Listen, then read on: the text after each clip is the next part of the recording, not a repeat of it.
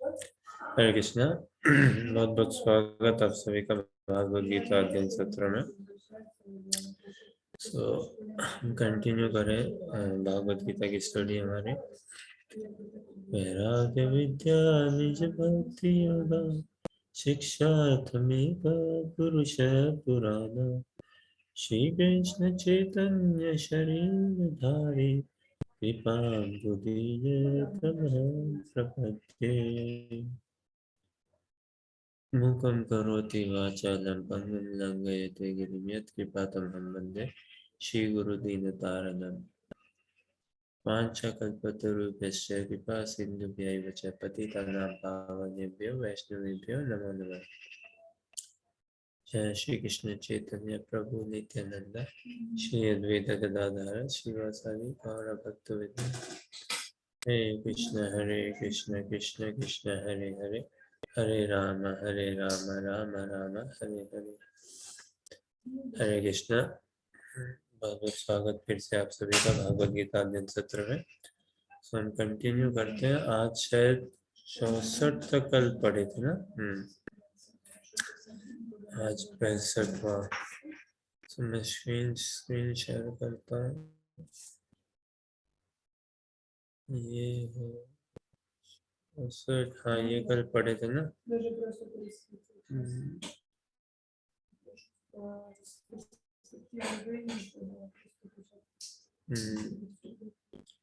पूरा जीवन इसी के लिए, वास्तव में भगवान की पूर्ण कृपा को प्राप्त करने के लिए।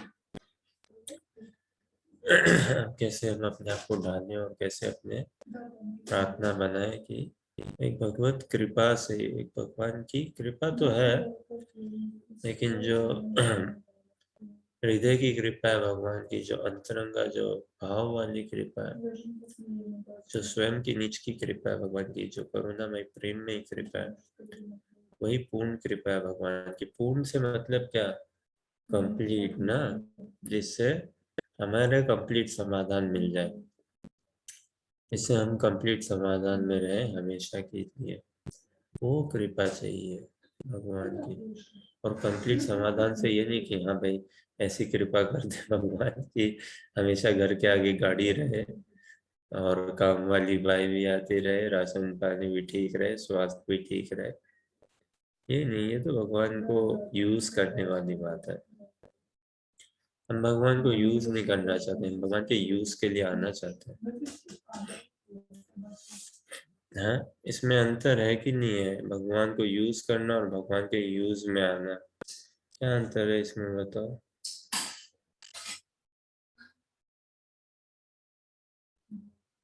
हम भगवान को इस्तेमाल करना चाहेंगे या भगवान के काम में आना चाहेंगे? भगवान हमें इस्तेमाल करे, क्या चाहेंगे?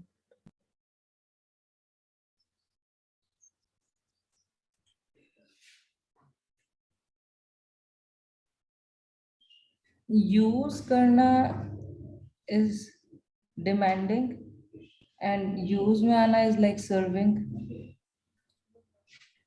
हम क्या चाहेंगे? भगवान को काम में आ सकम।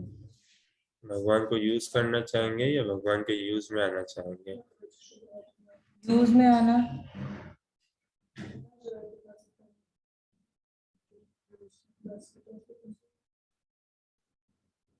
यूज करना इज लाइक डिमांडिंग और यूज में आना इज लाइक सर्विंग।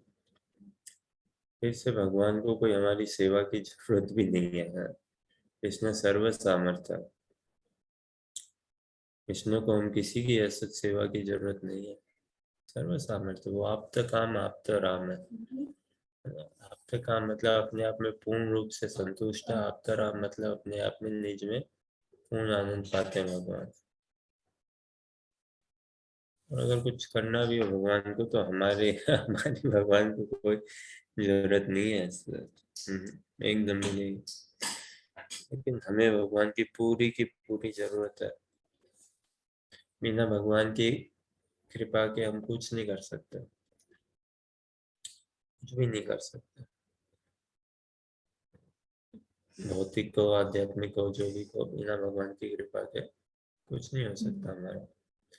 तो भगवान, हमें तो भगवान की पूर्ण आवश्यकता, भगवान को हमारी ऐसा आवश्यकता नहीं, लेकिन ये कृपा है कृष्ण की कि फिर भी वो हमसे सेवा ले लेते हैं, लेते स्वीकार करते हैं। और हाँ, ये भी कृपा है कृष्ण की, ठीक है, कि वो हमसे भी प्रेम में बंधना चाहते हैं। ये कृपा ही है ना कृष्ण की, अनादिकाल से हमारा जो संबंध है ये कभी टूट भी नहीं सकता। लेकिन इस संबंध को ऐसे ही आधा अधूरा या लटके में नहीं छोड़ना, इसको पूर्ण लेके आना। तो जैसा 64वां अध्याय श्लोक का तात्पर्य अनुवाद है, भगवान की पूर्ण कृपा को पाता है। तो देखो, आधी अधूरी कृपा तो हमने संसार में पा रखी है, अभी भी है ही ना कृपा, हम सभी पे है कृपा। तभी सांस ले पा रहे हैं, हम बोल पा रहे हैं, और भी कृपया तभी आज भागवत गीता के अनुशीलन कर रहे हैं ना। लेकिन ये भाई आधी अधूरी कृपा से काम नहीं बनेगा, पूर्ण कृपा चाहिए। भागवत गीता पढ़ के, भगवान का नाम जप करके हमें वैसा लोभ उत्पन्न होना चाहिए, वो लोभ ही हम वैसे बनने चाहिए कि अब हमें पूर्ण कृपा की ओर हम बढ़े।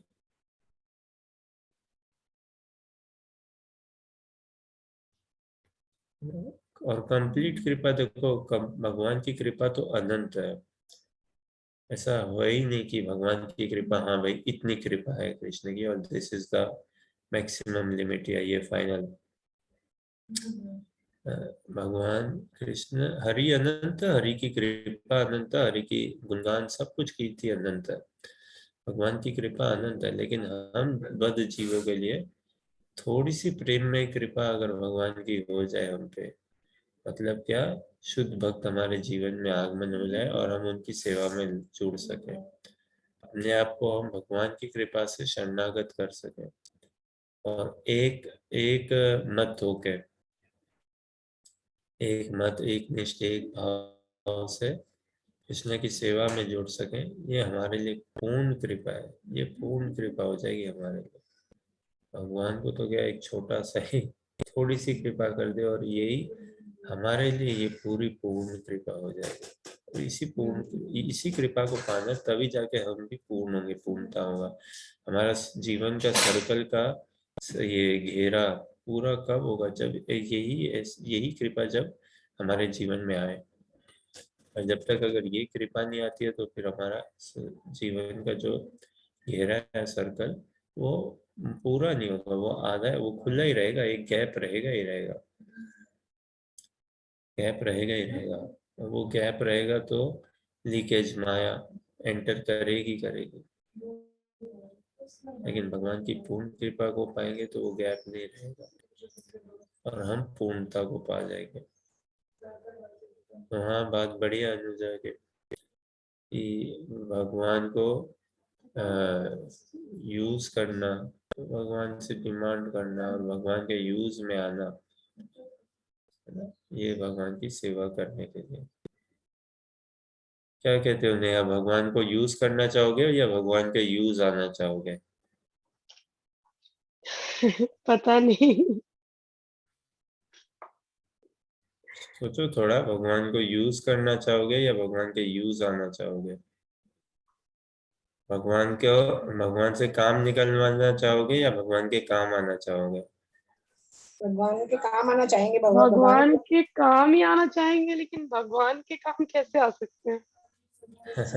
कुछ अच्छा करके भगवान को याद कर सकते हैं और कुछ वैसा बोल अच्छा करके सकते हैं। भगवान के काम नहीं आते हैं भाई। अच्छा और बुरा इस संसार का ही है, कृष्ण अच्छे और बुरे से परे हैं, अच्छे और बुरे से बाहर है कृष्ण। तो कई ऐसा बोलते हैं ना, कुछ अच्छा कर लो भगवान का घर खुल जाएगा तुम्हारे लिए, या भाई भगवान के घर जाना है तो कुछ अच्छा कर लो। हाँ, एक बोलते हैं ऐसा कि क्या, भगवान के घर जाना है तो कुछ अच्छा कर लो, अच्छा नहीं लगता नहीं तो किसी के घर जाओ और कुछ बिना अच्छा करे किसी के घर चले जाओ। तो अच्छा करने के लिए देवी देवता और सब है ना, संभाल रहे हैं वो अच्छे बुरे को। कृष्ण अच्छे बुरे से परे हैं, अच्छे करके कृष्ण काम नहीं आएंगे। तो फिर से वो बात की, बढ़िया बोला आपने कि हम भगवान के क्या काम आ सकते हैं। तो भगवान से काम लेना चाहोगे या भगवान के काम आना चाहोगे?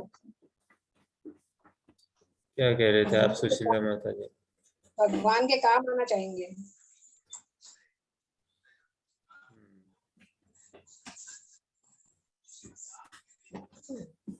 क्या क्या? तो देखो ये देखते हैं ना, महाभारत में दुर्योधन और अर्जुन दोनों जाते हैं द्वारका। कृष्ण रेस्ट कर रहे होते हैं और दुर्योधन और अर्जुन दोनों द्वारका जाते हैं कृष्ण से मिलने। तो कृष्ण उठते हैं, ठीक है, दोनों से बात करते हैं और पहला चयन अर्जुन कर को देते हैं कि तुम चुनो भाई, मेरे को लोगे या नारायणी सेना को लोगे। तो अर्जुन बिना किसी संशय और बिना किसी झिझक के तुरंत कृष्ण को ही चुनते हैं ना, बिना कोई दिमाग लगाए, सोच विचार करे। और दुर्योधन प्रसन्न हो जाता है और ठीक है, वो भी बिना किसी झिझक के बढ़िया से नारायणी सेना लेके जाता है। दुर्योधन क्या है, भगवान से काम निकालवाना चाहता है। हाँ, और अर्जुन क्या, भगवान के काम आना चाहता है।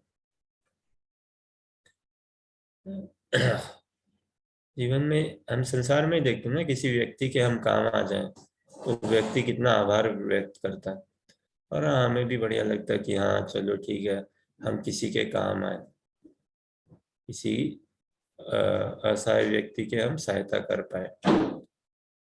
कृष्ण के साथ ऐसा नहीं है, कृष्ण आगे नापते काम है, आपता राम है, कोई असहाय नहीं है भगवान, सर्व सामर्थ्य कृष्ण। और उनको हमारे कोई काम की पड़ी भी नहीं है, हमारी कोई सेवा या ऐसे ना।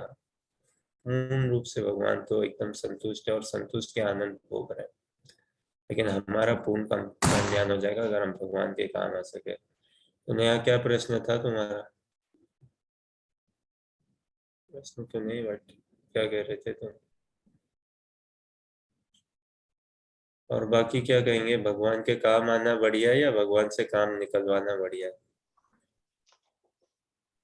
मुझे अभी भी नहीं समझ आया भगवान के काम कैसे हम लोग भगवान के काम कैसे आ सकते हैं। भगवान को या तो भगवान की अच्छी बातें लोगों को बताएं, उससे ही भगवान वो ही भगवान के काम आ सकते हैं, और क्या कर सकते हैं। ठीक है, उस वो सेकंड पार्ट है। फर्स्ट पार्ट बाकी भी थोड़ा बोले समाधान में, इसमें डेमोक्रेसी में हो कि नहीं हो, थोड़ा सा बोलिए। भगवान के काम आना चाहोगे या भगवान से काम निकलवाना चाहोगे? भगवान के काम आना चाहेंगे। ओके, और कोई बोलना चाहे? एग्रीमेंट में है या नहीं? जी भैया एग्रीमेंट में।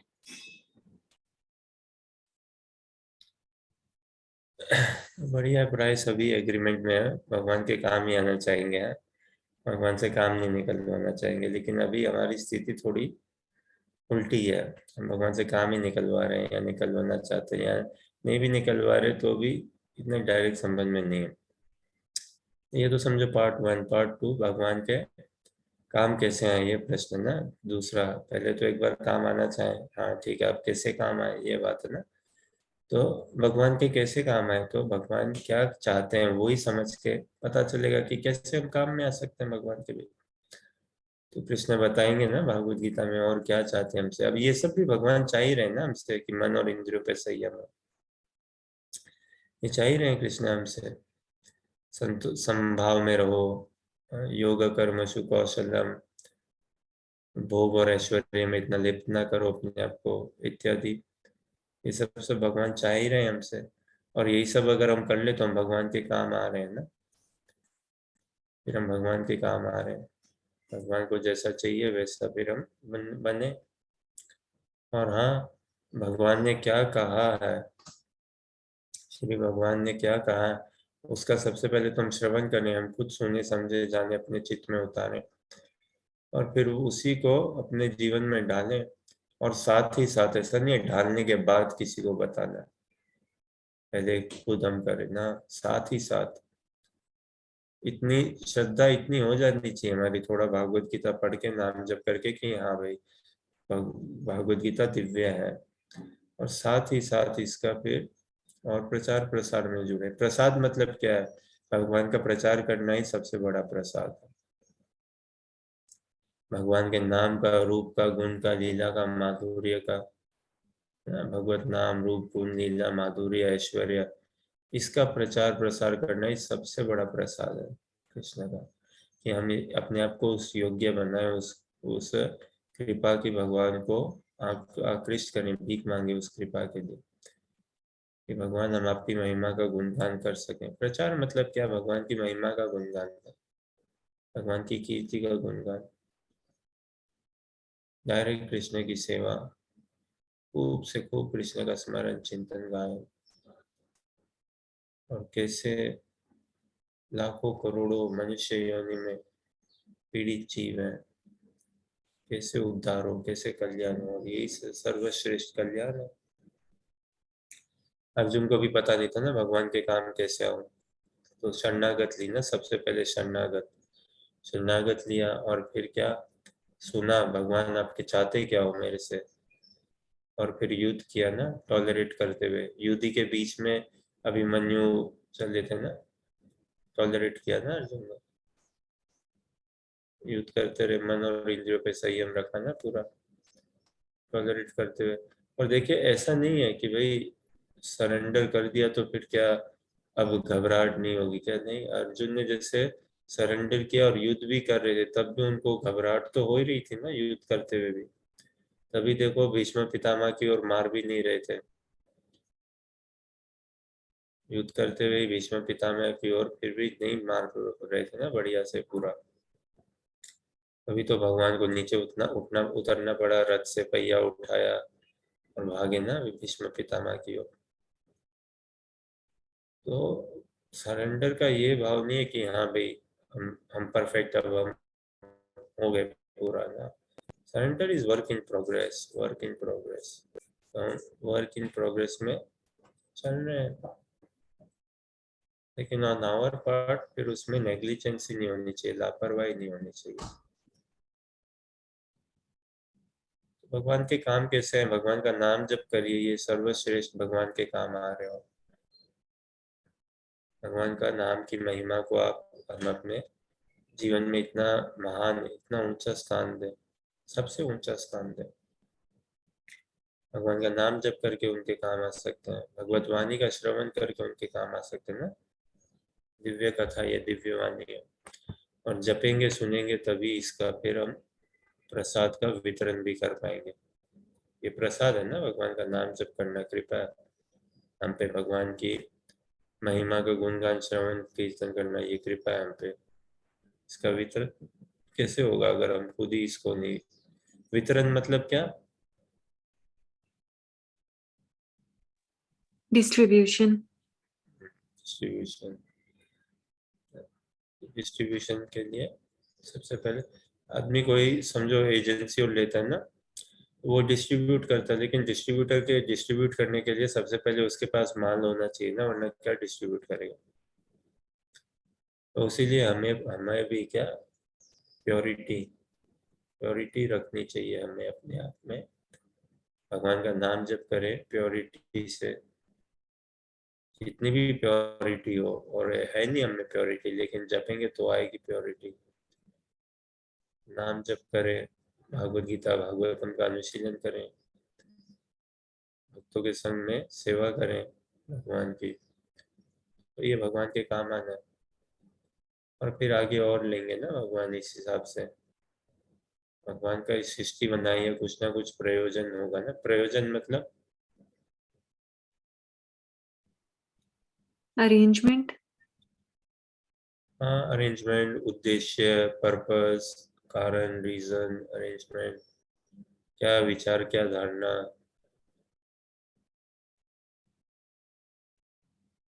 तो सब सौभाग्य पूरा हमारा खुल जाएगा सबसे पहले, अगर हम भगवान के काम कुछ आ सके। अच्छा, कोई कुछ कह रहे थे क्या?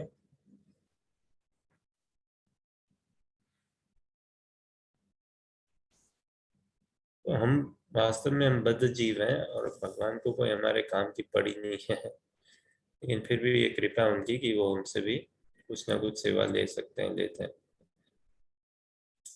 ग्रहण करते हैं सेवा। करने को बहुत कुछ है। भगवान अच्छे और बुरे से परे हैं, भगवान दिव्य है। भागवत गीता में भी हमें अच्छे और बुरे का बता रहे हैं, लेकिन वो बताते हुए दिव्यता की ओर ही लेके जा रहे हैं भगवान। ठीक है, कोई प्रश्न, जिज्ञासा या कुछ कहना चाहो?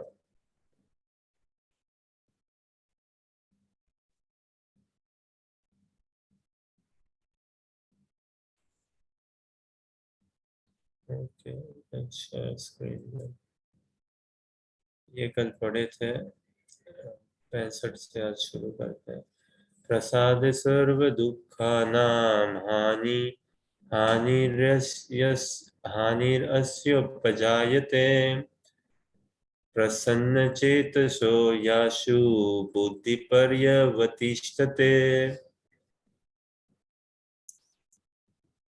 यहाँ ये पढ़ने का प्रयास करो, इसमें तात्पर्य नहीं है, केवल अनुवाद ही है। स्क्रीन में बोल्ड में दिख रहा हो, इसको पढ़ो। इस प्रकार से कृष्ण भगवान मृत कृष्ण में भावनामृत, भावनामृत में क्या है हाँ, तुष्ट तुष्ट व्यक्ति के लिए संसार के तीनों ताप नष्ट हो जाते हैं और तुष्ट ऐसी तुष्ट चेतना होने पर उनकी बुद्धि शीघ्र ही स्थिर हो जाती है, शीघ्र ही स्थिर हो जाती है, sorry. Very good, good effort, good job, actually effort क्या है, गुड जॉब, वेरी नाइस।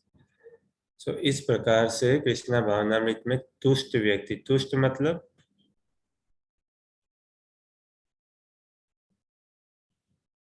संतुष्ट। संतुष्ट मतलब सेटिस्फाइड। सेटिस्फाइड।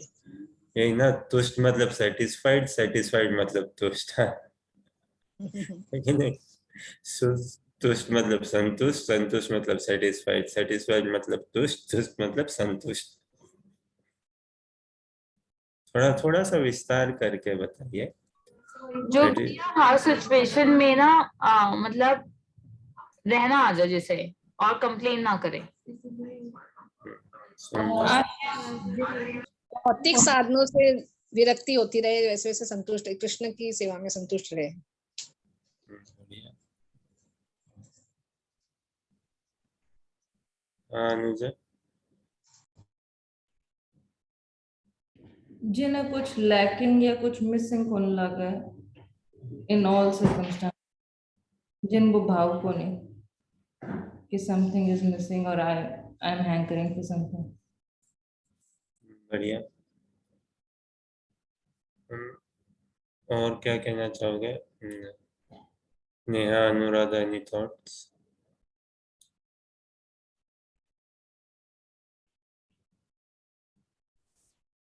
संतुष्ट, सेटिस्फाइड मतलब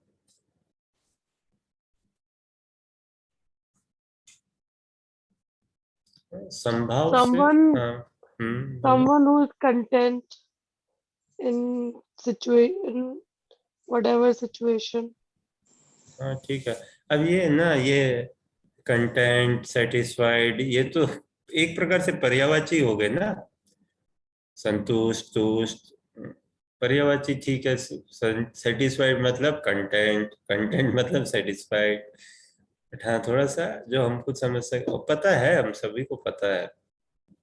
क्या कह रहे थे सुशीला, बता दी।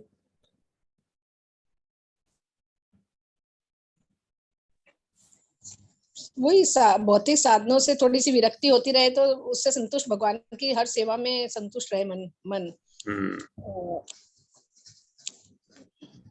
मतलब इच्छाएं कम होती जाए, इच्छाओं का दमन होता जाए। हाँ, मतलब वो इच्छाओं से हम ऊपर उठ जाएं। हाँ, बस वो उनकी खत्म हो जाएगी इच्छाएं, तो अपने आप ही भक्ति में, कृष्ण भावना भावित में ऊपर उठेंगे। हाँ, तो भौतिक इच्छा का निवारण पूरा हो जाए, हम ऊपर उठ जाएं, या भौतिक तृष्णा इत्यादि ना रहना। हाँ, वही। संतुष्ट मतलब जिस हाल में रखे राम, उस हाल में हम रहे राजी। संतुष्ट है ना। जैसे आर्मी में किसी की पोस्टिंग होती है, भैया तुम पंजाब जाओ, ठीक है जी, चलो बोरिया बिस्तरा उठाओ, सरकार हमें पंजाब भेज रही है, भाई अब तुम राजस्थान जाओ, ओके सर, है ना, चलो भाई सरकार राजस्थान भेज रही है, अब तुम यूके जाओ, वहां लंदन में जाके ट्रेनिंग लो, ओके सर ठीक है, लंदन भी चले जाएंगे, अब वापस आ जाओ, आसाम जाओ, आसाम में पोस्टिंग है, ठीक है जी। तो जिस हाल में रखे राम, उस हाल में रहो राजी, संतुष्ट है भाई, कि उसको भगवान किसी भी हाल में रखे ना, तो उसमें वो रोए नहीं, कंप्लेन नहीं करे, और हर हाल में वो सेटिस्फाइड रहे। एक तो सुखी सुखी प्रसन्न अलग चीज हो गया, जैसे प्रसन्न भले ही नहीं भी हो, लेकिन उसको कोई कंप्लेंट बोल के नहीं है, वो नहीं है, लेकिन एट द सेम टाइम तृष्णा जरूर है, पिपासा जरूर है, हैंकरिंग जरूर है, किस चीज की, भगवान को पाने के लिए। ये भक्त का स्वभाव है। भौतिक जगत में तो जो कुछ उसको मिल रहा है ना, ये तो सब वो देखता है, रिएक्शन है मेरे लिए, कुछ अच्छा आ रहा है तो कार्मिक रिएक्शन है, कुछ बुरा हो रहा है तो भी कार्मिक रिएक्शन है, बात एकदम सत्य है, 16 आना सत्य है बात, कुछ भी बढ़िया भी हो रहा है तो हमारे कार्मिक रिएक्शन ही है, और कुछ सच बढ़िया भी नहीं हो रहा है तो कार्मिक रिएक्शन ही है। तो इसीलिए तथ्य अनुकंपाम सुसमीक्षमान, भागवतम का बहुत प्रसिद्ध श्लोक है, 10वें स्कंद का 14वां अध्याय, ब्रह्मा जी की स्तुति का 8वां श्लोक। तो वो संतोष में रहता है कि भाई पता है जो कुछ भी आ रहा है मेरे पास, वो मेरे विगत जन्मों के कर्मों का ही कोटा है, इस भले इस जन्म के हुए या पिछले जन्मों के कर्मों का कोटा है। तो सुख भी और दुख भी ठीक है, आते रहेगा आते रहेगा, और ये सब आ रहा है जाने के लिए, सुख भी आ रहा है जाने के लिए, दुख भी आ रहा है जाने के लिए, भौतिक सुख भौतिक दुख, तो संतोष में रहूं मैं, फड़फड़ाऊं नहीं। ये दिया होता है ना, दिया देखो फड़फड़ाते रहता है, या तो खूब हवा में हो, है ना, लेकिन ऐसे उसको एकांत में रखो नहीं फड़फड़ाता, तो शांत में। तो उसी हिसाब से हम कैसे भी माहौल में रहें, लेकिन हम फड़फड़ाए नहीं, हम शांत में रहें, तो वो संतुष्ट। लेकिन साथ ही हमें ये तृष्णा पिपासा अनसेटिस्फेक्शन साथ में हमारी होनी चाहिए, क्या, भगवान नहीं मिलने अभी तक, भगवान के दर्शन नहीं हुए अभी तक, भगवान की पूर्ण कृपा नहीं मिली, उस चीज के लिए अनसेटिस्फाइड। अगर हम समझो सभी चीज में सेटिस्फाइड हो गए, तो भगवान बोलेगा बात ठीक है भाई, तू तू तो इतना विरक्त हो गया, इतना विरक्त हो गया कि तेरे को मेरे से भी कोई मतलब नहीं है। कई ऐसे साधु होते हैं संसार में, है होते क्या है, कुछ एक साधु हैं ऐसे संसार में, इतने विरक्त हैं, इतने विरक्त हैं कि वो कृष्ण से भी विरक्ति है, इतने विरक्त हैं, इतने मौन में हैं कि उनको ना कृष्ण का नाम लेने की इच्छा है, ना मन, नहीं लेना भाई, भगवान का नाम भी नहीं जपना, ना भगवान के बाद लीला या कुछ श्रवण करना, भगवत कथा का कुछ अनुशीलन करना, भगवत वाणी का गुणगान करना, वो इतने विरक्त हैं, उनको ना संसार से मतलब है, उनको ना भगवान से मतलब है। ठीक है, कृष्ण कहते हैं ना, ये यथा माम प्रपद्यन्ते ताम सत्यम भजामि हम, तो ठीक है, भगवान उनके लिए भी चलो ठीक है भाई, तुम्हें संसार से भी मतलब नहीं है, मेरे से भी मतलब नहीं है, तो कोई बात नहीं, चलो ठीक है रहो तुम, कम से कम तुम संसार में एक उत्पात तो नहीं मचा रहे हो, ठीक है, भले ही तुम मेरे कुछ काम के भी नहीं आ रहे हो, तो ठीक है चलो, तुम ऐसे ही संतोष में धीरज रखोगे। लेकिन एक भक्त जो है वो ऐसे संतोष में धीरज नहीं रख पाता, उसको उसका संतोष ऐसा नहीं रहता। भक्त है संसार से विरक्त होना चाहता है, या संसारी वासनाओं से इच्छाओं से ऊपर उठना चाहता है, या उठ गया उठ रहा है, उसको अब संसारी कुछ सुख दुख से इतना ज्यादा मतलब नहीं है, तो उसमें तो वो संभाव से ही संतोष है, संभाव में। लेकिन कृष्ण के दर्शन के लिए ललायत है, भगवान की पर्सनल दर्शन कृपा सेवा कब मिले, वो संतोष मतलब कंप्लीट सेटिस्फेक्शन, तुष्ट मतलब सेटिस्फाइड, संतुष्ट मतलब कंप्लीटली सेटिस्फाइड। जैसे कीर्तन ना, और संकीर्तन, संकीर्तन मतलब सम्यक रूप से कीर्तन, कंप्लीट रूप से कीर्तन, तो संतुष्ट जिस हाल में रखे राम उस हाल में रहो राजी। और ये समझ जानते हुए कि हमारे कर्मों के वशीभूत ही सब कुछ मिल रहा है, हमें अच्छा या बुरा, तो उसमें इतना ज्यादा किंतु परंतु या क्वेश्चन मार्क्स या हम विचलित ना हो, और ना ही हम भगवान को अपने काम में लगाएं अपने लिए, और बिना विचलित हुए कैसे हम भगवान के काम में आ सके। कोई प्रश्न, जिज्ञासा या कुछ ऐड करना चाहे कोई, या कुछ और कहना चाहे?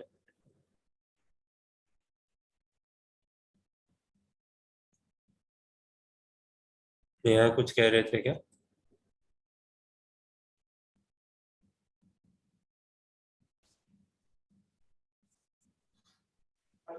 नहीं,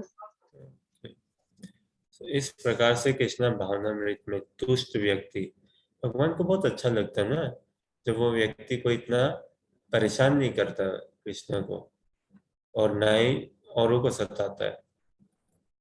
कृष्ण को परेशान नहीं करता इन द सेंस कि भाई, या एक तो देवी देवताओं के पीछे नहीं भागता, कृष्ण को परेशान नहीं करता कि गाड़ी घोड़ा इत्यादि ये सब, ठीक है मांग कुछ चाहिए भी तो भगवान से ही मांगना चाहिए वैसे। और विशेष रूप से जो औरों को नहीं सताता है तो भगवान को अच्छा लगता है वो, कि हाँ भाई ये सज्जन है व्यक्ति, दूसरों को कष्ट नहीं देता। तो भगवान थोड़े और अवेलेबल हो जाते हैं कि ये मेरे को भी शायद कष्ट नहीं देगा, और मेरे से फिर ये संबंध और अच्छा बना ले तो बढ़िया है। तो हमें ऐसा ही है कि हमें संसार में हम किसी को कष्ट ना दें, और हमें जो चोट हो या कुछ कष्ट हो रहा है उसको हम सहन करें। अब ये सहन करना गजब की चीज है, कई बार सहन करना चाहिए, कई बार नहीं भी करना चाहिए, डिपेंड्स क्या सिचुएशन कैसी क्या चीज है। बट संतोष में नहीं भी रहते हैं भक्त, संसारी रूप से वो संतुष्ट है, लेकिन कृष्ण के दर्शन के अभाव के लेके वो संतुष्ट नहीं है एकदम। और देखिए ये सत्य बात है, हम सभी ने फास्टिंग करी होगी ना, उपवास रखा ही होगा, भले जन्माष्टमी का, नवरात्र का, राधा अष्टमी का, निर्जला एकादशी कुछ भी, और एकादशी आप लोग सभी करिए। एकादशी तो हर जीव को करना चाहिए वास्तव में, 15 दिन में आती है, करिए एकादशी, उसका लाभ देखिए, फल देखिए एकादशी व्रत का। ये सब अनुभव की बात है। नाम जप करना अपने आप में अनुभव है, कोई कोई बाहरी रूप से प्रमाण नहीं चाहिएगा। भागवत गीता का भी अपने आप में अनुभव है ना, तभी हम सब आ रहे हैं, रोज इकट्ठा होते हैं, अपने आप में अनुभव है। और भागवत गीता का, नाम जप करने का, कीर्तन सुनने का, भगवान की सेवा और करने का, और ये सभी जीव के लिए, क्योंकि कृष्ण ही सभी के स्रोत है।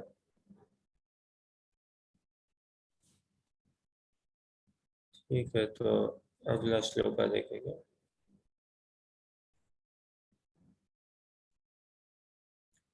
नास्ति बुद्धिर्युक्तस्य न च युक्तस्य न च युक्तस्य भावना न च भावयत शांति अशांतस्य कुतः सुखम। बड़ा गजब का कहते हैं भगवान बाप, न च भावयत शांति अशांतस्य कुतः सुखम।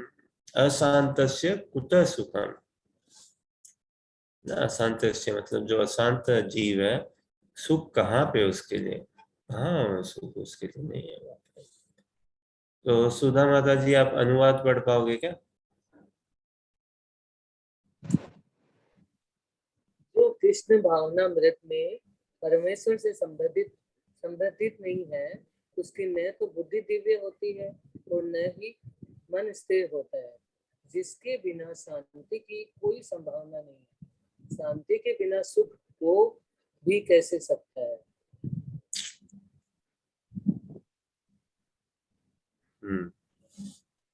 बहुत बहुत गहरा, बहुत सुंदर श्लोक है। तो सुशीला माता जी आप अनुवाद पढ़िए, सॉरी तात्पर्य पढ़िए। कृष्ण भावना भावित हुए बिना शांति की कोई संभावना नहीं हो सकती। अतः 5वें अध्याय में इसकी पुष्टि की गई है कि जब मनुष्य ये समझ लेता है कि कृष्ण ही यज्ञ तथा तपस्या के उत्तम फलों के एकमात्र भोक्ता हैं और समस्त ब्रह्मांड के स्वामी हैं तथा वे समस्त जीवों के असली मित्र हैं, तभी उसे वास्तविक शांति मिल सकती है।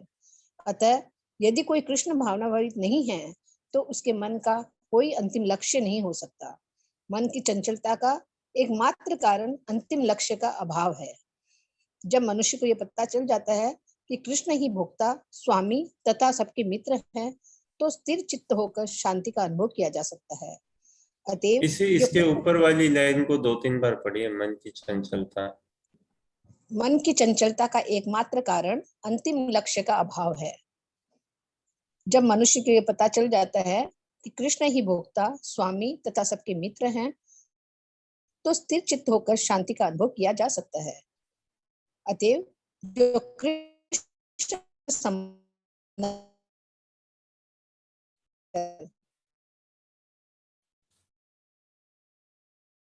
है निश्चय ही सदा दुखी और अशांत रहे। कृष्ण भावनामृत, उसको स्क्रीन को ऊपर लीजिए, बस आगे नहीं है। स्वयं प्रकट होने वाली शांतिमयी अवस्था है जिसकी प्राप्ति कृष्ण के संबंध से ही हो सकती है। गजब का तात्पर्य। कृष्ण भावनामृत स्वयं प्रकट होने वाली शांतिमय अवस्था है जिसकी प्राप्ति कृष्ण के संबंध से ही हो सकती है। तो यही हम अभी बात कर रहे थे ना कि अपने आप में प्रमाण है ये। कृष्ण भावनामृत का ये प्रमाण अपने आप में है, कोई एक्सटर्नल वेरिफिकेशन या प्रूफ या कुछ नहीं चाहिए। तभी देखो आज के डेट में भारत ही नहीं, भारत के बाहर भी जैसे क्या प्रमाण है कि ये रिलीजन भी अगर कहें, धर्म भी अगर कहें, रिलीजन ये जेन्युइन है, ऑथोराइज, बोनाफाइड, सच्चा है, सही है, शास्त्र सैंक्शनड है, शास्त्रों के लाइन पे कई चीजें। एक तो देखिए भागवत गीता पढ़ने से क्या होना चाहिए? ठीक है, ये प्रश्न बताइए आप, भागवत गीता कोई पढ़े तो क्या होना चाहिए भागवत गीता पढ़ के?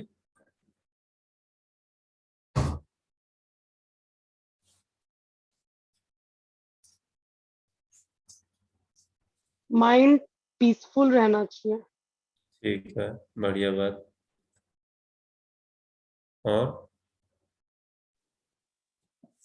कंफ्यूजन से क्लैरिटी की तरफ जाने में काफी हेल्पफुल होगा। ठीक है, अच्छी बात है। और क्या होना चाहिए भागवत गीता पढ़ के?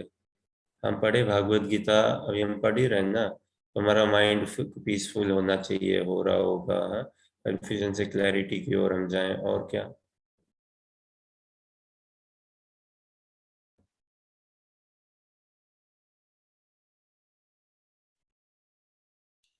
The real definition of love. ठीक है, प्रेम क्या होता है ये हमें समझ में आना चाहिए। बढ़िया। और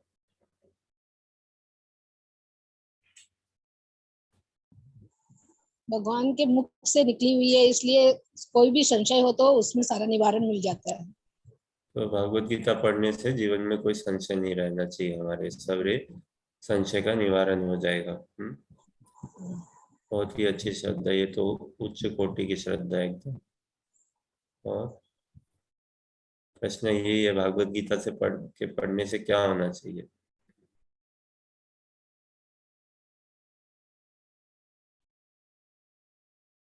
और कोई कुछ कहना चाहे?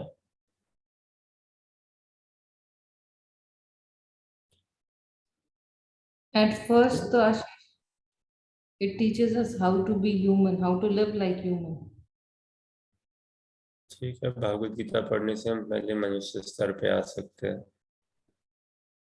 बढ़िया। ठीक है, अब इस प्रश्न को थोड़ा और ऐसे भी देखा जा सकता है ना, क्या कोई इसमें आईआईटी की कोचिंग के लिए जाते हैं ना, कोटा मेडिकल के लिए भी जाते हैं, तो कोई वो पढ़ाई और करता है आईआईटी की कोचिंग की तैयारी इत्यादि करने के लिए, तो ऐसा कोचिंग करके उसका क्या क्या बनना चाहिए उसको, क्या होना चाहिए?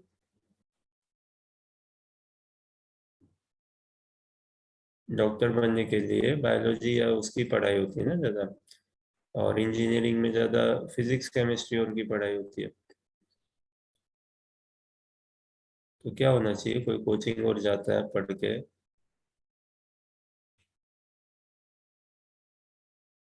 इंजीनियर बनने की उसकी संभावना रहती है ना भाई, इंजीनियर बनेगा पढ़ाई करके या डॉक्टर बनेगा, है ना? भक्त बनने की संभावना होती है उसमें। तो कृष्ण को भगवान के रूप में स्वीकार करना, जो जिसके मन में कोई भी तरह का ऐसा रहे कि भगवान है कि नहीं है, वो एकदम मतलब विश्वास हो जाता है उसको कि है ही है भगवान। हाँ, तो सहज है ना, जैसे कोई स्कूल जाता है बच्चा, तो स्कूल जाके उसका क्या होता है, हाँ भाई एबीसीडी आना चाहिए ना उसको, एबीसीडी आएगा भाई। स्कूल से जाके स्कूल निकला भी 10वीं करके, फिर एबीसीडी लिखना नहीं आया, 1 2 3 क ख ग नहीं करना आया उसको, जोड़ना घटाना इत्यादि, तो फिर क्या स्कूल गया वो? या तो वो स्कूल बराबर नहीं है, या बच्चे में कुछ कमी है, या जो पाठ पढ़ाया जा रहा है ठीक नहीं है, कहीं ना कहीं तो गड़बड़ है ना। स्कूल जाते तो यही अपेक्षा रहती ना, हाँ भाई ऐसा होना चाहिए। व्यापार में जुड़ता है तो क्या होना चाहिए, ऐसा ही होना चाहिए ना। ये मैनेजमेंट और की पढ़ाई करता है तो हाँ भाई बिजनेस के मैनेजमेंट, और वो कैसे इवेंट्स और बिजनेस को चलाने के और कितने कुछ जो भी मैनेजमेंट चाहिए वो सब आने चाहिए उसको। भी कोई जॉब में किसी को हायर करते हैं, तो यही ना कि भाई आपके एकेडमिक्स और एक्सपीरियंस और फिर ये ट्रेनिंग से आप तुम्हें इतना आना चाहिए, करना चाहिए। कोई ये स्पोर्ट्स और में खेलने जाता है, स्पोर्ट्स खेलने जाता है, कोचिंग लेता है, तो उसका क्या होना चाहिए, फिटनेस उसकी अच्छी होनी चाहिए ना इत्यादि। बाकी ये क्रिकेट खेलने जाता है समझो, कोचिंग लेता है, तो उसका क्या होना चाहिए कि भाई समझो, एक छोटा उदाहरण सा है जी, कोई क्रिकेट कोचिंग ले रहा है, ठीक है, 1 साल से कोचिंग ले रहा है, फिर एक बड़ा टूर्नामेंट आता है, मैच आता है, तो वो घर वालों को बोलता आओ मैच मैच है मेरा, हाँ। फिर क्या होना चाहिए भाई, मैच में उस लड़के को खेलते हुए देखना चाहिए ना, और लड़का खेल रहा है किस हिसाब से अच्छे पार्टिसिपेट कर रहे हो। तो भागवत गीता पढ़ के क्या होना चाहिए, यही होना चाहिए, कृष्ण के भक्त बने हम। भागवत गीता पढ़ के तो यही होना चाहिए वास्तव में, कृष्ण के भक्त बने, कृष्ण की गुणगान, फिर क्या होना चाहिए, और भगवान के मंदिर बनने चाहिए, है ना, कृष्ण के मंदिर बनने चाहिए जहाँ पे और भजन तीव्रता से कर सकें। भजन मंदिर क्या है, मंदिर एक प्रकार से भगवान का धाम ही है ना, भगवत धाम से अलग नहीं होना चाहिए, वैसा माहौल, वैसा ही पूरा फोकस सब कुछ। तो भागवत गीता पढ़ के यही कृष्ण के भक्त बने, कृष्ण को नमस्कार करे, पूजा करे, भगवान की कीर्ति गुणगान, भगवान के मंदिर बने, और फिर हमारे जीवन में भी वैसे ही भक्ति में जीवन हो हमारा भी। इतने ही तक थोड़ी ना सीमित कर रहे हैं, भागवत गीता पढ़ के माइंड पीसफुल हो जाएगा, भागवत गीता पढ़ के कंफ्यूजन से क्लैरिटी में आ जाएंगे, भागवत गीता पढ़ के हम ह्यूमन बीइंग बन जाएंगे पहले, इत्यादि। ये सब बहुत अच्छी चीज है, ये सब होंगे ही। मुख्य रूप से भक्त बने भागवत गीता पढ़ के। अब समझो भागवत गीता पढ़ के माइंड भी पीसफुल हो गया, भक्त नहीं बन पाए लेकिन सोचा, हाँ भाई भागवत गीता पढ़ के अब मेरे को मन की शांति मिल जाती है, तो क्या कृष्ण कृष्ण हमारे काम आ रहे हैं ना। भागवत गीता पढ़ के मन, मेरे को मन की शांति मिल रही है, तो क्या कृष्ण काम आ रहे हैं ना हमारे। और भक्त बन के हम क्या होते हैं, हम कृष्ण के काम आते हैं। क्यों भक्त मतलब क्या, प्रेम में ही सेवा, भक्त कौन, जो भगवान की प्रेम में ही सेवा करता है। तो सेवा करना मतलब हम काम आ रहे हैं ना कृष्ण के। भागवत गीता पढ़ के कंफ्यूजन से क्लैरिटी की ओर मैं जा रही हूँ। हाँ भाई कृष्ण ने जो बोला है तो वो पढ़ के कृष्ण काम आ रहे हैं, कृष्ण के बोला हुआ वचन मेरे जीवन में, और मैं कंफ्यूजन से क्लैरिटी की ओर जा रहा हूँ। बहुत बढ़िया बात है ये बहुत अच्छी बात है, कोई खराब बात नहीं है। लेकिन हम इतने में ही सीमित नहीं रह जाए, बस यही कहने की बात है। अल्टीमेटली भागवत गीता पढ़ के भक्ति बनने चाहिए, और जब भक्त बन गए तो फिर कंफ्यूजन से क्लैरिटी में ही है ना, फिर पीसफुल ही रहेंगे। महाप्रभु सिखाते हैं, चैतन्य चरितामृत में आता है क्या, मुक्ति भुक्ति सिद्धि कामी सकले अशांत, एकले कृष्ण भक्त निष्काम एतेव शांत। तो भागवत गीता पढ़ के हमें कोई मुक्ति या भुक्ति भोग के लिए ना कोई सिद्धियां चाहिए, ना कोई मान प्रतिष्ठा पावर इत्यादि, ना कोई स्वर्ग की कामना, ना कोई भोग की कामना, ये सब नहीं। और ये सब नहीं है तो भी शांति है भाई, तभी शांति है। कृष्ण भक्त निष्काम, निष्काम मतलब उसको और कोई संसारी कामना नहीं है, संसारी तृष्णा इच्छा नहीं है। ये सिद्धियों पाना ये भी एक प्रकार की संसारी कामना इच्छाएं हैं, योग सिद्धि मिल जाए, योग बल हो जाए मेरा, इतना ज्ञान आ जाए मेरे में, ये सब संसारी इच्छाएं कामना ही है, त्रिगुणात्मक। स्वर्ग और मिल जाए ये तो है ही पूरी संसारी कामना इच्छाएं। लेकिन भागवत गीता पढ़ के वो इन संसारी इच्छाओं कामनाओं से निष्काम, तो शांतम रहता है और कृष्ण को पाने के लिए। तो भागवत गीता पढ़, जैसे सहज है ना भाई, कोई डॉक्टर की पढ़ाई करके क्या अपेक्षा रखते हैं कि भाई डॉक्टर बनेगा ना, 4 साढ़े 4 MBBS करेगा, इंटर्नशिप फिर पीजी और करेगा। खैर इंटर्नशिप के स्टेज में वो डॉक्टर बन जाता है, उसको दे भी देते ना स्टेथोस्कोप इत्यादि, और फिर चेक करो और आगे भले और करते रहो। कोई सीए की पढ़ाई करता है तो क्या हम उससे एक्सपेक्ट करते हैं कि हाँ भाई इसको गणित तो आता है ना, खाता मेंटेन करना तो आता है ना, कम बेसी करना तो मेंटेन करना आता है इसको, वही एक्सपेक्ट करेंगे ना। सीए की पढ़ाई करके वही एक्सपेक्ट करेंगे, एमबीए की पढ़ाई करके हाँ भाई मैनेजमेंट के इसको प्रिंसिपल्स आते हैं, लॉयर की पढ़ाई करके हाँ भाई कानून की दलीलें ये समझता है, लॉ समझता है ये। भागवत गीता पढ़ के भी ना यही कृष्ण को समझना, कृष्ण का भक्त बनना, कृष्ण की गुणगान करना, यही होना चाहिए। और ये फिर से ये स्वयं एक सेल्फ प्रमाण है, भागवत गीता यथारूप पढ़ना। कितने संसार में देखो कितने वर्जन्स होंगे भागवत गीता के, अनेकों है, कई है, अनेक क्या कई है, अनेक में भी नहीं हो, कई है। और लेकिन ये अब आज के डेट में तो केवल ये यथारूप, और कौन प्रचार करता है बताओ भागवत गीता का, या कौन वितरण करता है?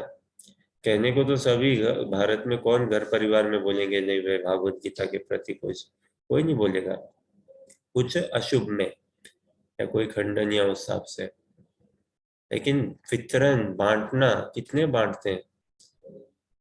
केवल भक्त ही बांटते और कोई नहीं बांटता, जो भक्त होगा वही बांटेगा। और ऐसा भी नहीं कि यहाँ पढ़िए घर पे कोई आएगा तो दे दूंगा, या चलो ठीक है किसी के लिए ले लेते हैं ना, भक्त लोग ही जाते हैं, ट्रेन में, बस में, मेट्रो में, कहाँ नहीं, बाजार में, स्टॉल्स और मॉल में, कौन बांटते हैं? भक्त लोग भी बांट रहे हैं। तो ये होना चाहिए भागवत गीता पढ़ के, और बांटे हम और वितरण में जुड़े, कृष्ण के भक्त बने, वैसी लाइफस्टाइल चेंजेस आए, मेकअप चेंजेस आए, सब कुछ है ना, ये होना चाहिए भागवत गीता पढ़ के। और ये अपने आप में प्रमाण है, गीता पढ़ेंगे और नाम जप करेंगे। अब भागवत गीता पढ़ के क्या होना चाहिए? भगवान के नाम जप में जुड़ना चाहिए ना, भगवान की सेवा में जुड़ना चाहिए उसको फिर। और यही प्रयोजन है, कृष्ण भी यही चाहते हैं, शास्त्र भी यही चाहते हैं, गुरु वर्ग भी यही चाहते हैं।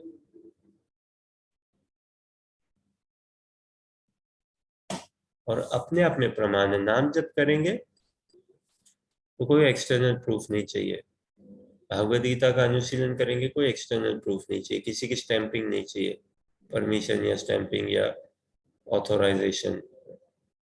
और यही प्रमाण है भागवत गीता पढ़ के। अब देखो भारत में अभी हिंदू ये असमी हो, बंगाली हो, गुजराती हो, तमिलियन हो, है ना, पंजाबी हो, मराठी हो, बंगाली, जो सारे के सारे भक्त है ना।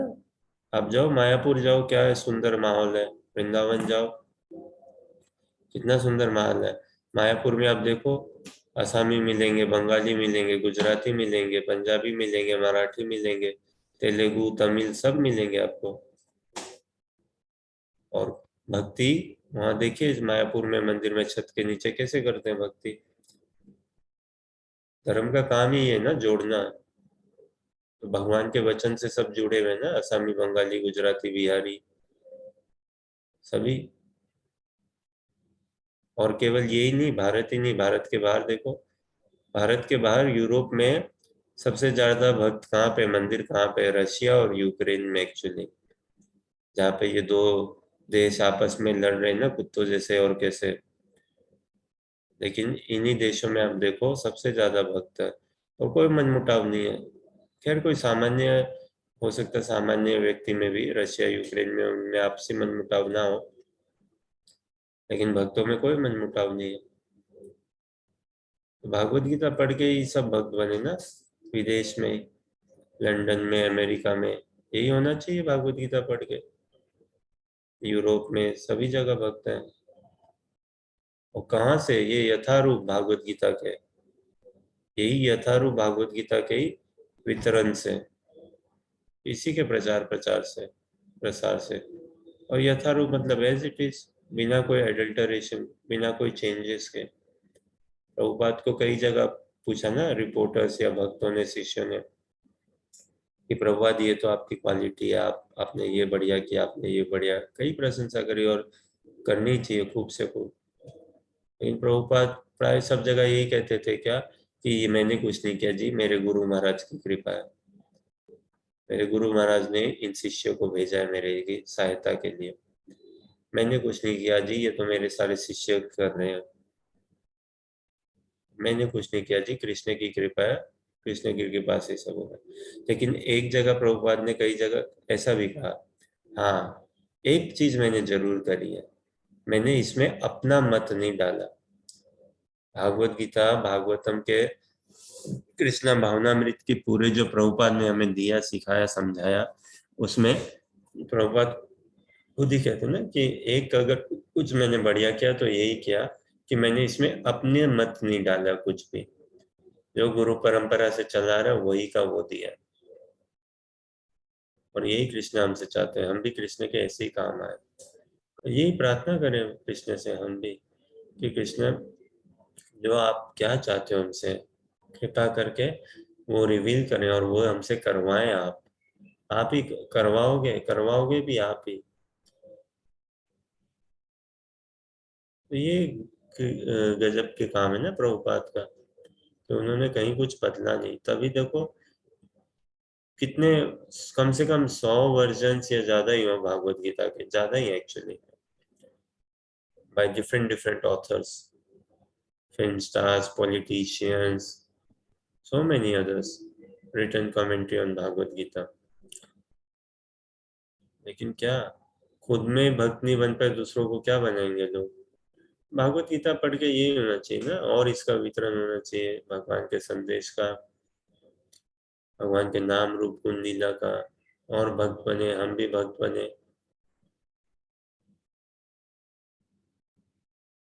ये एक यथारूप भागवत गीता के दर्शन से और इसके वितरण से संसार में भक्त बन रहे हैं, इसी के यथारूप को लेके, भागवत गीता यथारूप से ही। भारत भर में कितने करोड़ भागवत गीता बंटी है, कई कुछ एक करोड़ बंटी है अच्छे, पूरे विश्व में कुछ एक अच्छे करोड़ भागवत गीता बंटी है। कौन सी यथारूपी भाई, यथारूपी। कोई प्रश्न, जिज्ञासा या कुछ कहना चाहो?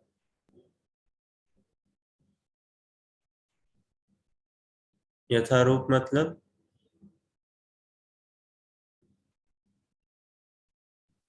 As it is. यथारूप मतलब एज इट इज, बिना किसी एडल्टरेशन, बिना किसी फिल्टरेशन, बिना किसी चेंज, बिना कुछ वैसा, है ना।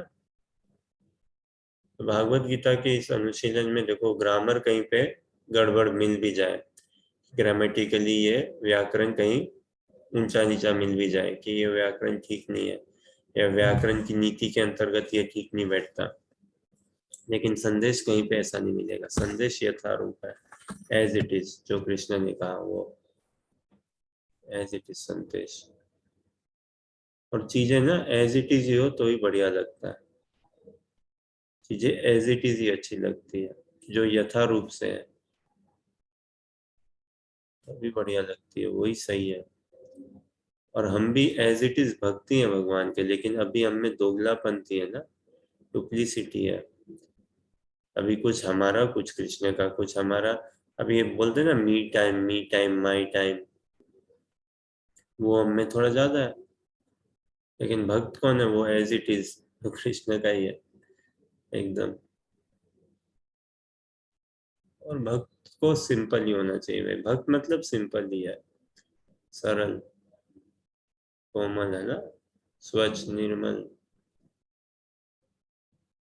ऐसा ही हृदय कृष्ण को प्रसन्न आता है। फूटी नीति वाला चीजें भगवान को एकदम पसंद नहीं आती। अशांतस्य कुछ सुखम है, जो व्यक्ति अशांत होगा उसको सुख है क्या? कहीं पे, कहीं पे सुख नहीं। शांति के बिना सुख हो भी कैसे सकता है? तो देखिए एक और प्रश्न, चलिए बताइए, शांति बड़ा है या सुख बड़ा है?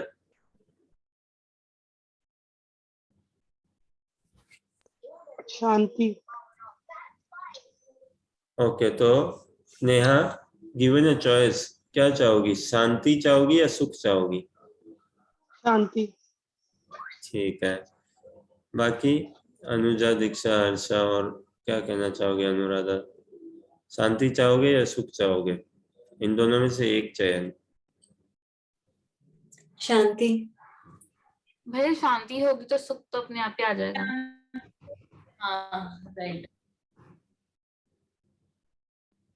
अच्छा, पूरी डेमोक्रेसी है यहाँ। सुधा माता जी क्या बोलोगे? सुशीला क्या माता जी क्या बोलोगे? शांति पसंद करना चाहोगे या सुख?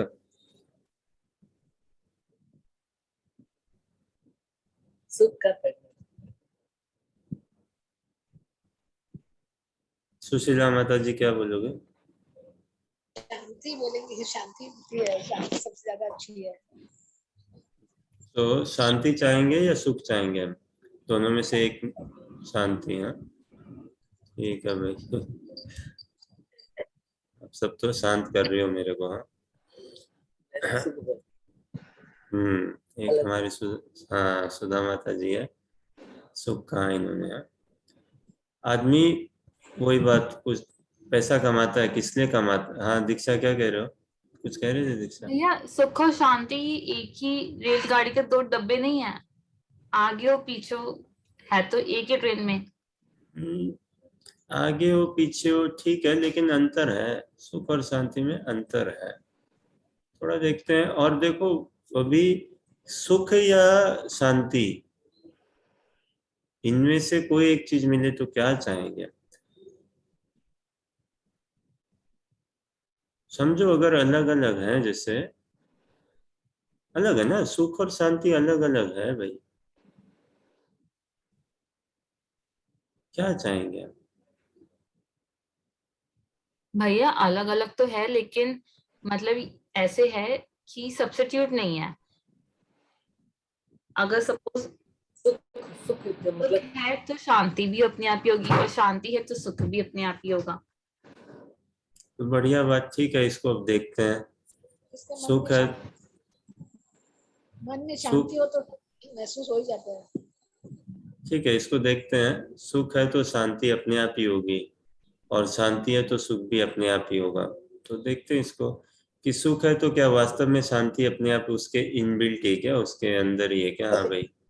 और अगर शांति है तो मतलब हाँ भाई सुखी भी है क्या, फिर इनबिल्ट है क्या उसके अंदर? तो अभी देखिए ये प्रश्न ना। हाँ, तो आदमी व्यक्ति धन कमाता है किसके लिए? सुखी के लिए या शांति के लिए? घर परिवार के साथ वो फिर क्या करना चाहता है? रविवार को छुट्टी बनाना चाहता है कि शांति में इनके साथ छुट्टी बनाऊं या सुख में छुट्टी बनाऊं?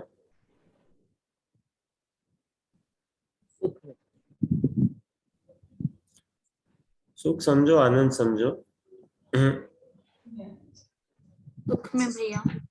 आनंद प्रेम में व्यवहार के लिए, है ना? सुख समझो, आनंद समझो, प्रेम में व्यवहार के लिए। कि हम अपने अभी ये घर परिवार में शादी विवाह करते हैं ना, खूब गाजे बाजे से करते हैं, तो वो किस लिए? सुख के सूत्र में बनने के लिए, आनंद के सूत्र में बनने के लिए, प्रेम के सूत्र में बनने के लिए, या केवल शांति को देख के ही?